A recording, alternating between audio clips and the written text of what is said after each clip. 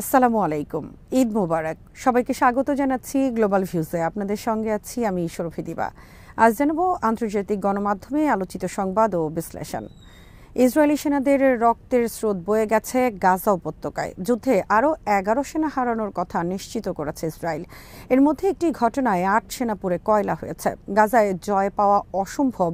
Israeli কর্মকর্তাদের এমন লাগাতার বক্তব্যের মধ্যে নিভু নিভু যুদ্ধবিরতি আলোচনা সক্রিয় করার চেষ্টা করছে যুক্তরাষ্ট্র, কিন্তু শর্ত থেকে 1 ইঞ্চিও নড়ছে না হামাস। এদিকে উত্তর ইসরায়েলকে নরকে পরিণত করেছে হিজবুল্লাহ। বাঁচতে চাইলে সেখান থেকে তল্পিতল্পা সহ সরে যেতে বসতি স্থাপনকারীদের পরামর্শ দিয়েছেন ইরাকি যোদ্ধারা। এর মধ্যে আরও ভয়াবহ হয়ে উঠেছে সাগর। হুথিদের হামলায় একটি জাহাজ সম্পূর্ণ ডুবে গেছে, আরেকটি তলিয়ে যেতে পারে কয়েক ঘন্টার মধ্যেই। ইসরায়েলি মিডিয়া আউটলেটগুলো শনিবার জানিয়েছে দক্ষিণ গাজায় একটি আর্মার্ড পার্সোনেল ক্যারিয়ার বা এপিসিতে ফিলিস্তিনি যোদ্ধাদের হামলায় ঘুমন্ত 8 ইসরায়েলি সেনা নিহত হয়েছে। দখলদার বাহিনী যখন রাফা শহরের পশ্চিমাঞ্চলে নির্বিচার হামলা শুরু করেছে তখনই এই খবর এলো। হামাসের সামরিক শাখা আল কাসাম ব্রিগেডস ঘটনার দায় স্বীকার করে এক বিবৃতিতে বলেছে, রাফা দিবসের সকালে তাদের স্বাধীনতা যোদ্ধারা রাফা শহরের পশ্চিমে তাল আল সুলতানের সাউদি এলাকায় অনুপ্রবেশকারী ইসরায়েলি গাড়িগুলোর বিরুদ্ধে জটিল হামলা পরিচালনা করেছে। প্রতিরোধ সংগঠনটি জানিয়েছে প্রথমে একটি মিলিটারি গ্রেড D9 সামরিক বুলডোজারের চালকের কম্পার্টমেন্টে আল ইয়াসিন 105 শেল দিয়ে আঘাত করা হয়। এরপর গাড়িতে আগুন ধরে ক্রুদের মধ্যে হতাহতের ঘটনা ঘটে।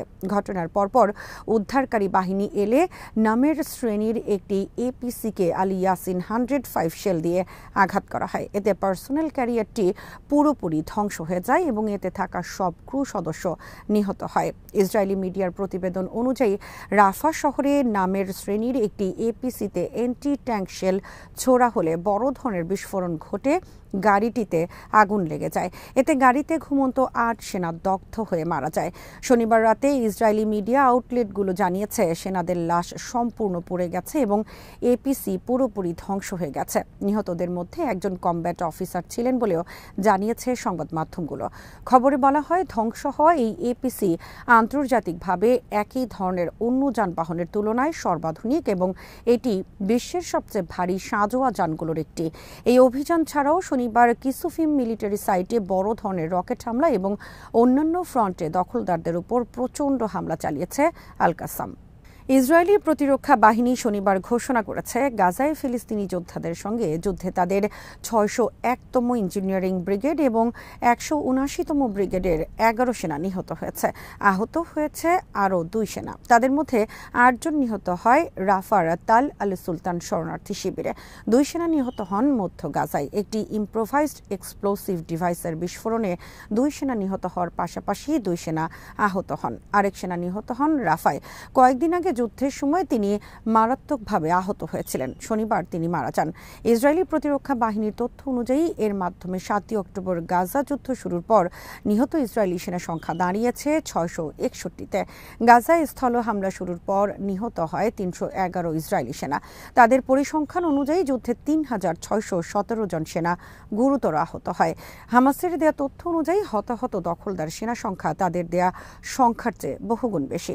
ফিলিস্তিনি যোদ্ধাদের সমর্থনে লেবাননের প্রতিরোধ আন্দোলন হিজবুল্লাহ শনিবার ইসরায়েলের বায়াদ ব্লিদা সাইটে ড্রোন হামলার ফুটেজ প্রকাশ করেছে। মেরন ঘাঁটিতে aerial surveillance and operations management ইউনিটের সদর দফতরে হামলার ফুটেজও প্রকাশ করেন তারা। তাদের প্রকাশ করা তৃতীয় অভিযানের ফুটেজে ওয়েস্টার্ন ব্রিগেডের আর্টিলারি ব্যাটালিয়নের সদর দপ্তরে হামলার দৃশ্য দেখা গেছে। খিরবেত মারের ঘাঁটিতে এই হামলায় কমান্ড সেন্টার, সেনা কর্মকর্তা এবং সদস্যদের অবস্থানগুলোকে টার্গেট করা হয়। এক ঝাঁক ড্রোনের মাধ্যমে চালানো প্রতিরোধ যোদ্ধাদের হামলায় ঘাঁটির একাংশ ধ্বংস হয়ে যায়। এতে নিশ্চিতভাবে কয়েকজন সেনা নিহত এবং আহত হন। পাশাপাশি ঘাঁটিতে ব্যাপক আকারে আগুন ছড়িয়ে পড়ে। United kingdom maritime trade operations শনিবার জানিয়েছে হুথি আনসারুল্লাহ সমর্থিত সশস্ত্র বাহিনীর হামলায় আগুন ধরে যাওয়ার পর ডুবতে থাকা একটি বাণিজ্যিক জাহাজের ক্রুদের সরিয়ে নেওয়া হয়েছে। 13 জুন ইয়েমেনের এডেন উপকূল থেকে 98 নটিক্যাল মাইল পূর্বে এই হামলার ঘটনা ঘটে। শনিবার মার্কিন সেন্ট্রাল কমান্ড এক বিবৃতিতে বলা হয়, লোহিত সাগরে হুথিদের হামলার শিকার জাহাজটিকে পরিত্যক্ত ঘোষণা করা হয়েছে এবং এটি ধীরে ধীরে ডুবে যাচ্ছে। জাহাজের এক মেরিনার নিখোঁজ রয়েছেন বলেও জানায় সেন্টকম। গত বুধবার হুথিদের সামরিক মুখপাত্র ইয়াহিয়া সারি জানিয়েছিলেন টিউটন নামের জাহাজটিকে মানববিহীন সারফেস ভেসেল, ড্রোন ও ব্যালিস্টিক মিসাইলের মাধ্যমে আঘাত করা হয়। সি ড্রোন ব্যবহার করে এটি তাদের প্রথম সফল হামলা ছিল বলেও জানান তিনি।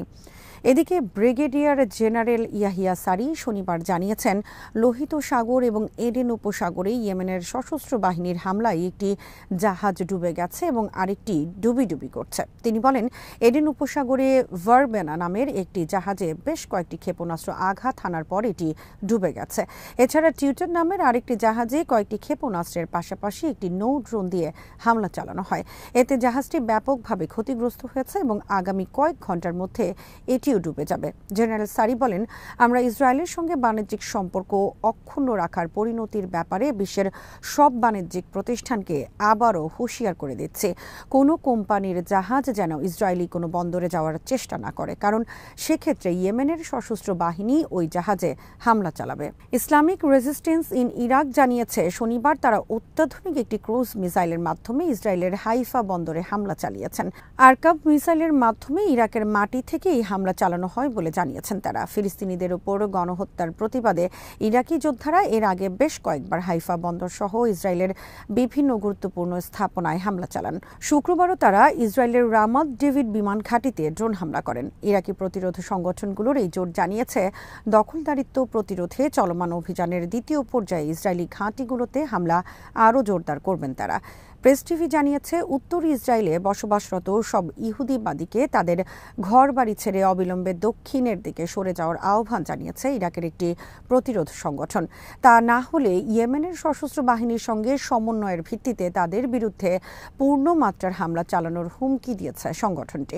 শনিবার অনলাইনে প্রকাশিত এক ভিডিও ক্লিপে এই হুঁশিয়ারি উচ্চারণ করে হারাকাত হিজবুল্লাহ আন নুজাবার মহাসচিব শেখ আকরাম আল কাবি বলেন, আমরা ইসরায়েলের আরও বেশি কৌশলগত এবং স্পর্শকাতর স্থাপনায় হামলা চালানোর সক্ষমতা রাখি।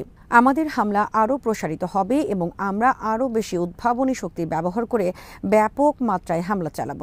ভিডিওতে হিব্রু ভাষায় উত্তর ইসরায়েলে বসবাসরত ইহুদিবাদীদেরকে প্রাণে মারা পড়ার আগে দখলকৃত ভূখণ্ড ত্যাগ করার আহ্বান জানানো হয়। ইসরায়েলের সামরিক মুখপাত্র রিয়ার অ্যাডমিরাল ড্যানিয়েল হাগারি শনিবার বিকেলে বলেছেন, সেনাবাহিনীর এই সামরিক অভিযানের মাধ্যমে গাজা থেকে সব বন্দীকে উদ্ধার করা সম্ভব নয়। ইসরায়েলের সামরিক বিশেষজ্ঞ আমোস হারেলের মন্তব্যের সঙ্গে ইসরায়েলি মুখপাত্রের বক্তব্যের মিল রয়েছে। দেশটির সংবাদপত্র হারেজকে আমোস হারেল বলেছেন, ইসরায়েল একেবারেই বিজয়ের কাছাকাছি নেই। তিনি দৃঢ়ভাবে বলেন, বন্দীদের পুনরুদ্ধার কেবল একটি চুক্তির মাধ্যমেই সম্ভব, যেখানে ইসরায়েলের উল্লেখযোগ্য ছাড় দেওয়া প্রয়োজন। এদিকে ইসরায়েলি সামরিক বাহিনীর অপারেশনস ডিরেক্টরের সাবেক প্রধান মেজর জেনারেল ইসরায়েল জিভের বরাতে দেশটির সংবাদ মাধ্যম মারিফ শনিবার লিখেছে, অন্য কিছু নয়, কেবল একটি চুক্তি পণবন্দীদের ইসরায়েলে ফিরিয়ে আনতে পারে। রয়টার্সের খবরে বলা হয়, যুদ্ধবিরতির একটা পথ বের করার লক্ষ্যে কাতারি ও মিশরীয় মধ্যস্থতাকারীরা শিগগিরই হামাসের সঙ্গে আলোচনায় বসবে বলে জানিয়েছেন মার্কিন জাতীয় নিরাপত্তা উপদেষ্টা জ্যাক সুলিভান। সুইজারল্যান্ডে ইউক্রেন শান্তি শীর্ষ সম্মেলনের ফাঁকে সাংবাদিকদের সঙ্গে আলাপকালে শনিবার সুলিভান বলেন, মার্কিন প্রেসিডেন্টের দেয়া যুদ্ধবিরতি প্রস্তাব এগিয়ে নেওয়ার উপায় বের করতে এই আলোচনা হবে।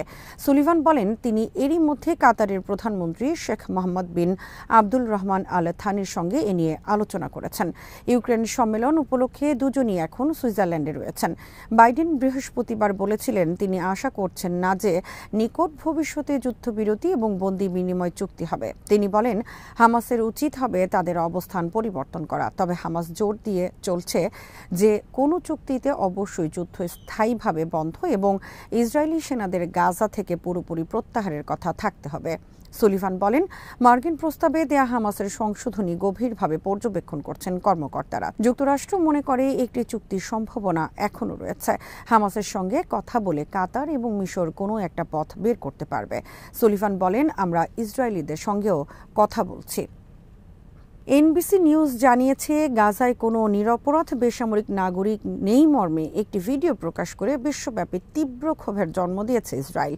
দেশটির পররাষ্ট্র মন্ত্রণালয়ের সঙ্গে সংশ্লিষ্ট এক্স অ্যাকাউন্টে প্রকাশিত ওই ভিডিওতে দাবি করা হয়, ইসরায়েলের ভেতরে ৭ই অক্টোবরের হামলায় গাজার বহু বেসামরিক নাগরিক অংশ নিয়েছিল। এতে বলা হয়, গাজার বেসামরিক নাগরিকরা তাদের ঘরবাড়িতে ইসরায়েলি পণবন্দীদের আটকে রেখেছে। ৫১ সেকেন্ডের ভিডিওতে ৭ই অক্টোবর হামাস পরিচালিত আল আকসা ফ্লাড অভিযানের কিছু দৃশ্যের পাশাপাশি হামাসের হাত থেকে মুক্তি পাওয়া পণবন্দী মায়া শিমের সাক্ষাৎকারের একটি অংশ জুড়ে দেওয়া হয়। নভেম্বরে মুক্তি পাওয়ার পর দেয়া ওই সাক্ষাৎকারে ফরাসি ইসরায়েলি নারী মায়া দাবি করেন, গাজায় কোনো নিরপরাধ বেসামরিক নাগরিক নেই। ভিডিওটি প্রকাশিত হওয়ার পর বিশ্বব্যাপী তীব্র ক্ষোভ ও নিন্দার ঝড় উঠেছে।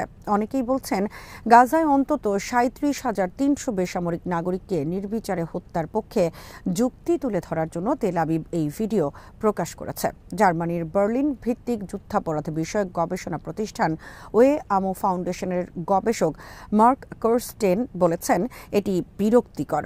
নৃশংস অপরাধীরা যে ভাষায় কথা বলে এখানে তাই বলা হয়েছে। ৭ই অক্টোবরের পর ইসরায়েলি প্রেসিডেন্ট আইজাক হারজগ দাবি করেছিলেন, গাজায় কোনো নিরপরাধ বেসামরিক নাগরিক নেই। আল জাজিরা জানিয়েছে, সংঘাত এবং ধ্বংসস্তূপের মধ্যে ঈদ উল আজহা পালন করেছেন গাজা এবং অধিকৃত পূর্ব জেরুজালেমের ফিলিস্তিনিরা। শনিবার গাজা সিটির ৩টি বাড়িতে ইসরায়েলি বোমা হামলায় ২৮ জন ফিলিস্তিনি নিহত হয়েছেন। এদিকে হামাসের হামলায় ৮ সেনা নিহত হওয়ার পর ইসরায়েলি সেনারা রাফায় কয়েক ডজন বাড়ি পুড়িয়ে দিয়েছে। এ সময় বুলডোজার দিয়ে অনেক বাড়ি গুঁড়িয়ে দেওয়া হয়। ৮ সেনা হারানোর পর ইসরায়েলি প্রধানমন্ত্রী বলেছেন, গাজার ন্যায্য যুদ্ধে ইসরায়েলকে আরেকটি ভারী মূল্য দিতে হলো। গাজার স্বাস্থ্য মন্ত্রণালয় জানিয়েছে, ৭ই অক্টোবর শুরু হওয়া হামলায় শনিবার পর্যন্ত অন্তত ৩৭,২৯৬ জন ফিলিস্তিনি নিহত হয়েছেন, যাদের অধিকাংশ শিশু ও নারী। আবারও ঈদের শুভেচ্ছা জানিয়ে আজ এখানেই শেষ করছি। সবাই ভালো থাকুন, সুস্থ থাকুন আর দেখতে থাকুন বিডিভিউজ। চ্যানেলটি ভালো লাগলে সাবস্ক্রাইব করুন, সংযুক্ত থাকুন আমাদের ফেসবুক পেজে। আল্লাহ হাফেজ।